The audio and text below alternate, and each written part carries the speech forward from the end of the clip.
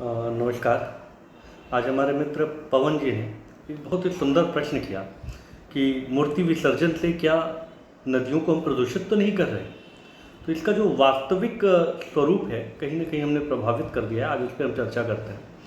जो हमारे यहाँ सनातनी परंपरा रही, हम उसमें भगवान की पूजा आराधना के लिए, देवी आराधना, गणेश जी की आराधना, आप जिस भी रूप में करते हो, आप उनका पहले आवाहन करते हैं, उनका पूजन करते हैं और विशेष परिस्थितियों में, विशेष उद्देश्य के लिए जब हम प्रभु का आह्वान करते हैं तो फिर उसके बाद उस विसर्जन करते हैं।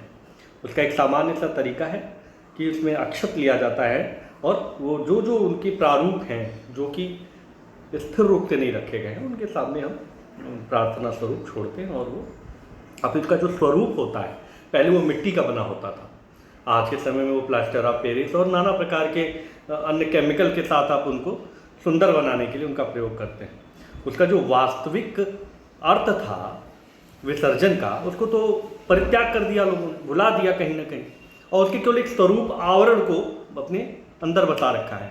विसर्जन का अर्थ होता था कि हमारे अंदर जो भी अहंकार आ गया, जो बुराइयां आ गई हों, उनका हम इस वर्ष परित्याग कर देंगे। इस भाव के साथ, इस संकल्प के साथ हम विसर्जन करते थे। और पहले जो मूर्तियाँ होती थी वो मिट्टी की होती थी, वो जल में ही घुल जाती थी। यानी ये जो शरीर है ये मिट्टी से बना है और ये मिट्टी में मिल जाएगा। इसका ये सांकेतिक अर्थ भी हमको बताता है। अपने मूल को आप पहचानिए कि हम प्रकृति से बने हैं और प्रकृति में ही विलीन हो जाएंगे।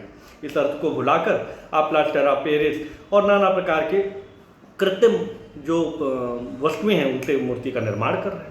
और जब आप उसको जल में विसर्जित करेंगे, किसी नदी में विसर्जित करेंगे, तो वो निश्चित तौर पे नदी को प्रदूषित करेगी, उसमें रहने वाले जलीय जीव जंतुओं को प्रभावित करेगी। लेकिन अगर मूल रूप से जो सनातनीय परंपरा है, आप उसका निर्वहन करेंगे, तो ऐसा कहीं नहीं है। क्योंकि आपके द्वारा दिया गया जो अन्न होता है, जो जौ होता है, जो भी तिल होता है, जो भी खाद्य पदार्थ होते हैं, वो जलीय जीव जंतु उसको खाकर पुष्ट होते हैं। अगर इस बीच में विचार किया जाए तो ये जल प्रदूषण जैसी जो आधुनिक युग में परिवेश में बच्चे पूछ रहे हैं, उसका निराकरण कैसे होगा, ये हमें आपको सोचना चाहिए।